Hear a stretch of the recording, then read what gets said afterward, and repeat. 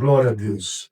Vamos abrir nossas Bíblias lá em 1 Tessalonicenses, capítulo de número 2, versículo 13. Somente esse é o texto que vamos meditar. Portanto, nunca deixamos de agradecer a Deus, pois quando vocês receberam de nós a mensagem dele, não consideraram nossas palavras meras ideias humanas, mas as aceitaram como palavra de Deus, o que sem dúvida são.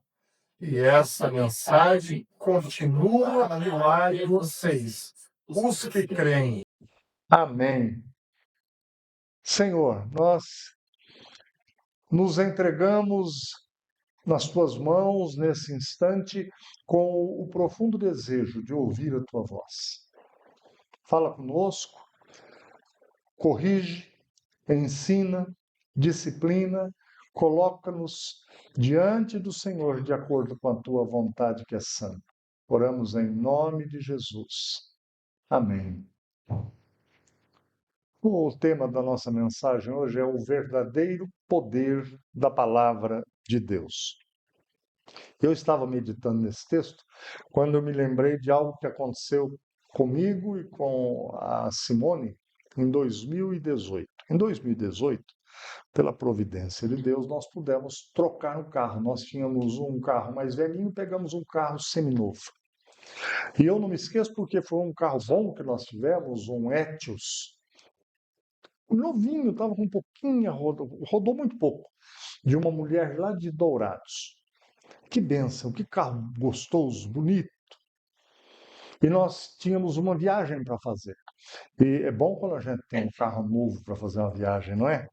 E aí nós saímos fazer aquela viagem, fomos até a mãe da Simone, depois fomos na nossa filha, quase 3.000 quilômetros.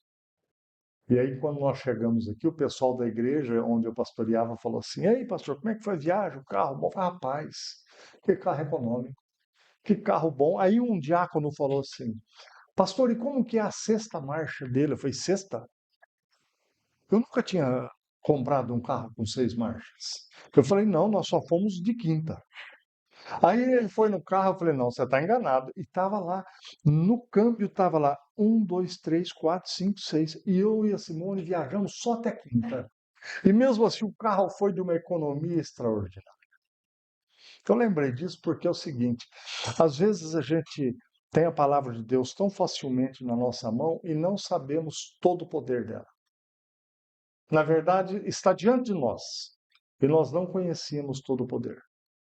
No caso do carro, o nosso filho, o Janguinho, quando nós chegamos, falou: "Eu sabia que tinha 6. Está escrito lá?" Eu falei: "Não é possível." Então, irmãos, eu quero nessa noite falar sobre o poder da palavra de Deus e percebermos o seguinte: Deus nunca prometeu para nenhum dos seus servos que aqueles que creem teriam uma vida diferente dos que não creem. Estariam livres de doenças, estariam livres de problemas, teriam prosperidade em tudo que fizesse indistintamente. Não, Deus nunca prometeu isso para nós. Porém, Deus nos prometeu que a palavra dele tem poder e ela nos ajuda a viver nesse mundo.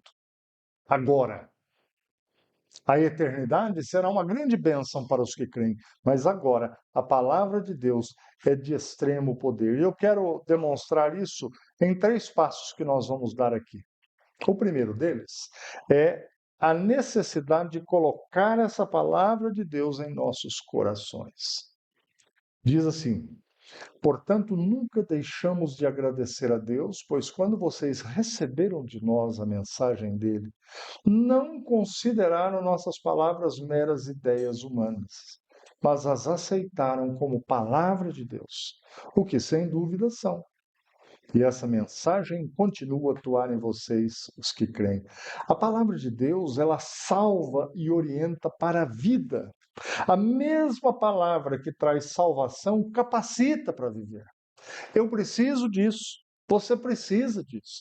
Alguns dos piores enroscos que você enfrenta na vida, e eu também, durante a semana que se inicia hoje, eles serão muito mais fáceis de serem resolvidos com a mediação da palavra de Deus. Vejam, Paulo usa duas palavras aqui diferentes para o verbo receber. A primeira palavra significa simplesmente aceitar de outra pessoa algo. Mas a segunda palavra que é usada no texto significa acolher, receber e colocar num lugar seguro, com alegria. Vocês percebem o quanto que modifica isso o texto? Aqueles crentes, diz Paulo, receberam, acolheram, colocaram em um lugar importante, porque o que receberam era de muita valia, era algo valioso. É assim que nós temos que entender a Bíblia que nós temos, seja no smartphone, seja lá a Bíblia física, que eu acho que todo crente tinha que ter a sua, mesmo tendo smartphone ou computador, não importa. A Bíblia física, o livro, é importante de nós termos. Parece-me que lembra-nos mais de sermos socorridos por ela. A maneira de um cristão tratar essa Bíblia sagrada mostra a consideração que essa pessoa tem por Jesus Cristo. Irmãos, não basta dizermos que Jesus Cristo é o Senhor. Não basta chamarmos Ele de Senhor. Jesus falou sobre isso. Ele falou: muitos de vocês me chamam de Senhor, Senhor, Senhor, mas não fazem o que eu mando vocês fazerem. Ele é o Verbo. E a Bíblia é o verbo escrito. A essência dos dois é a mesma coisa, de Jesus e da palavra. Ele é o verbo de Deus. Quando todas as coisas foram criadas por Deus, Deus utilizou o verbo. Haja luz, haja terra, haja. Foi pela palavra.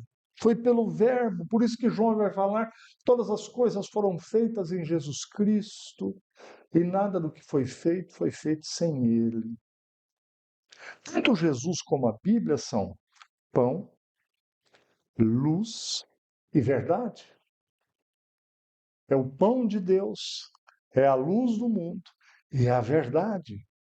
Quando Pilatos pergunta a Jesus quem ele era, ele diz: o que é a verdade? Jesus se apresenta para ele. Jesus é a verdade. A palavra de Deus é a verdade.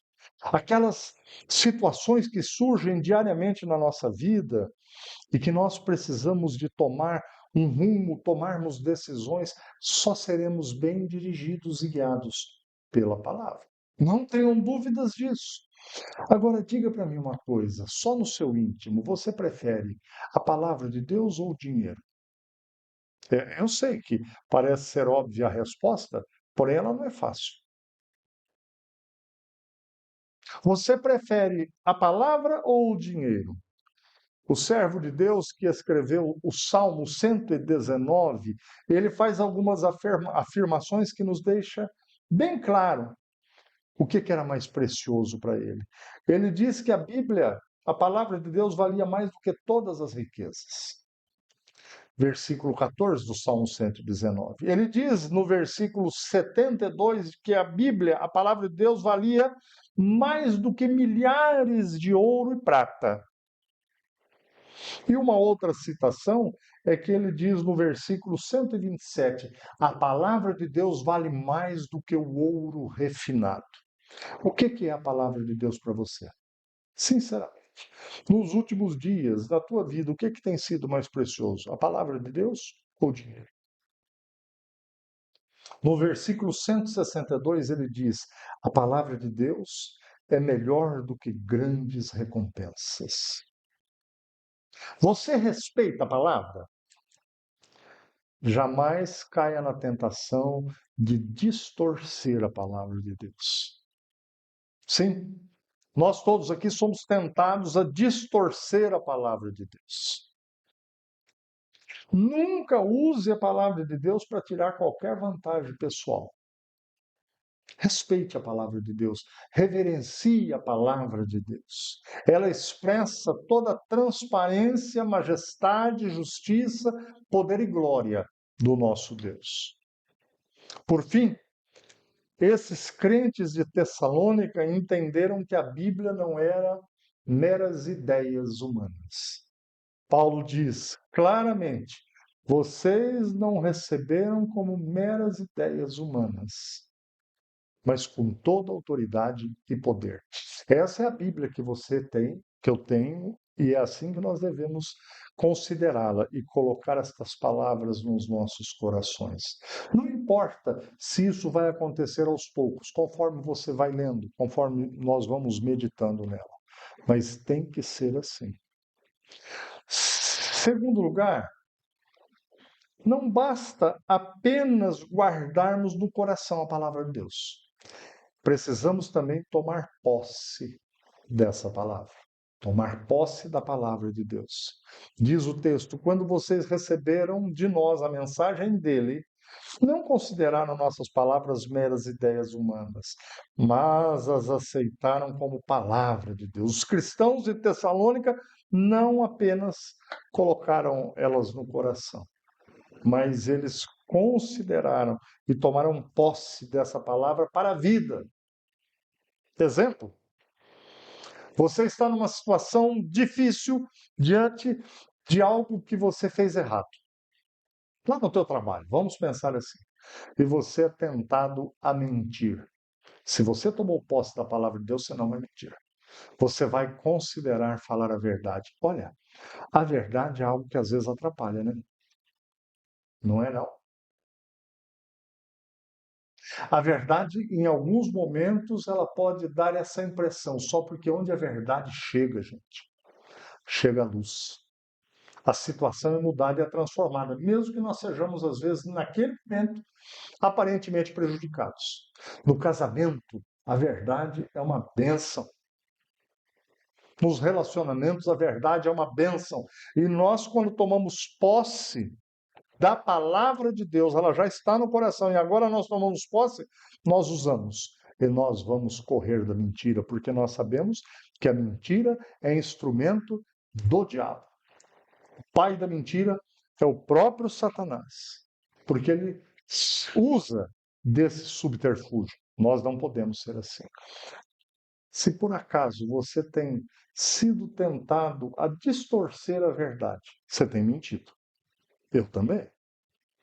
Porque verdade é luz, verdade é algo puro. Onde ela chega, não resta dúvida de nada. Segundo lugar, esses crentes sabiam que a palavra de Deus é santa, é pura e é perfeita. A Bíblia foi escrita a um alto preço, gente.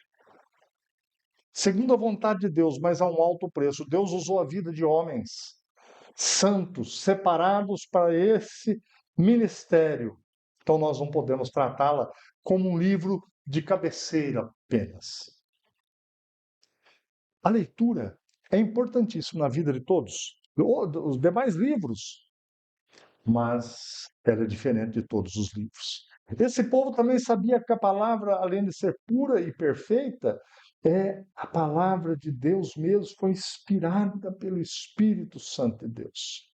Diz o texto em 2 Timóteo 3,16: toda a Escritura, ou seja, de Gênesis a Apocalipse, é inspirada por Deus e útil por nos ensinar o que é verdadeiro e para nos fazer perceber o que não está em ordem na nossa vida. Ela nos corrige quando erramos e nos ensina a fazer o que é certo. É pela palavra de Deus. Às vezes você tem gente perto de você que diz ser seu amigo e sua amiga, mas fica constrangido de falar com você: olha, isso não está certo.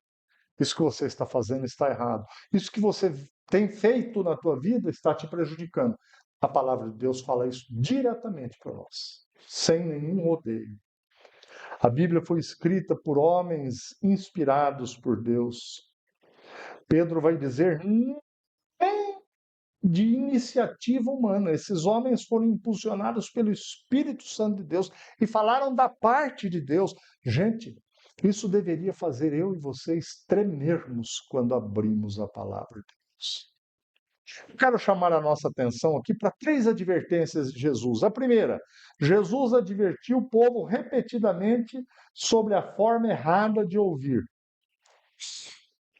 Ouvir a palavra de Deus, igual vocês estão ouvindo hoje, eu também. Diz assim, Mateus 13:9: quem é capaz de ouvir, ouça com atenção. Presta atenção, é palavra de Deus que você está ouvindo. O que ela está significando de fato para a tua vida? Toda vez que você ouvir essa palavra. Mas a segunda vez que Jesus chama a nossa atenção, ele dá uma outra advertência. Marcos 4:24. Prestem muita atenção ao que ouvir. Sabem, gente, às vezes a gente está na igreja, ou no domingo, ou em outro dia da semana, não importa, e Deus vem e fala com você diretamente. E você não considera aquilo, por várias razões. Jesus vai falar, presta muita atenção ao que você ouvir. Às vezes, é o redirecionamento da nossa vida que Deus fala conosco. Olha, muda o rumo aqui para cá e vai tudo melhorar na tua vida e a gente desconsidera. E a terceira advertência de Jesus, Lucas 8:18. Portanto, ou seja, depois dessas considerações, ouça com atenção. Ouça. Existem ouvintes que são indiferentes, como eu disse, à palavra de Deus. Eu fico tão triste eu fico feliz quando alguém me fala assim: "Ó, pastor, a pregação do senhor foi muito boa, o estudo foi muito bom". Que bênção, graças a Deus. Mas eu fico tão triste quando eu ouço alguém falar de qualquer pastor. Ai, pastor, mas pregaçãozinha. Gente, se ele leu a Bíblia, é Deus falando com você, independente do instrumento que ele está usando. A gente tem que ter uma reverência imensa com essa palavra. Agora, nós precisamos tomar posse da palavra. Mas como que a gente faz isso, pastor? Você tem que compreendê-la, recebê-la no coração, meditar sobre ela.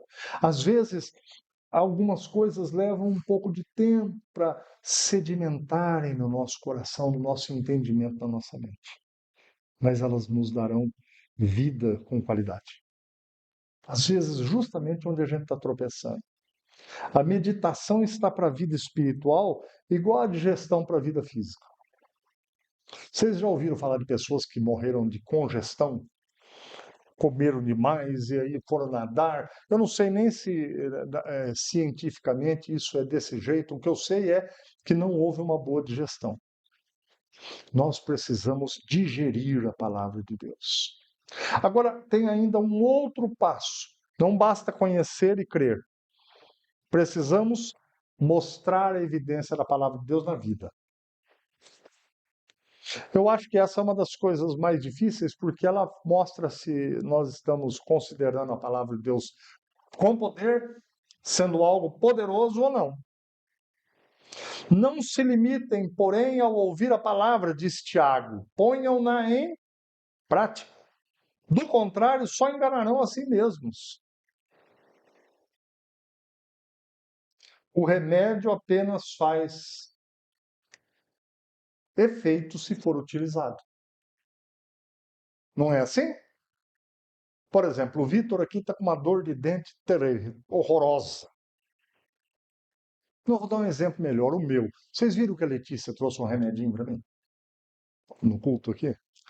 É porque eu estava com um pouco de dor de estômago. Ainda, já está passando. Obrigado, viu, Letícia? Mas se ela me traz o remédio e eu não tomo.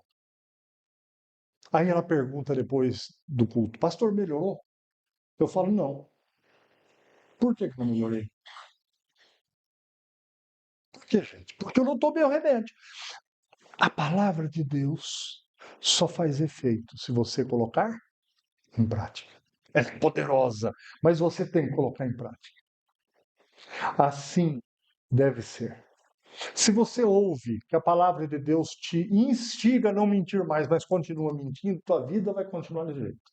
Se você ouve que a palavra de Deus diz que você deve ser fiel a Deus e você não é, sua vida vai continuar atrapalhada. Se você ouve que você, como marido, deve amar sua esposa como Cristo amou a igreja, mas você é um coiceiro, você é um homem mal criado, você deixa suas meias fedorentas lá no quarto quando vai tomar banho, então você é relaxado, o teu casamento vai começar a dar problema. Daqui a pouco tem um pastor que lá na tua casa fala, meu filho, tira a cueca, põe no lugar certo, tira a meia, põe no lugar certo. Para de ser desse jeito.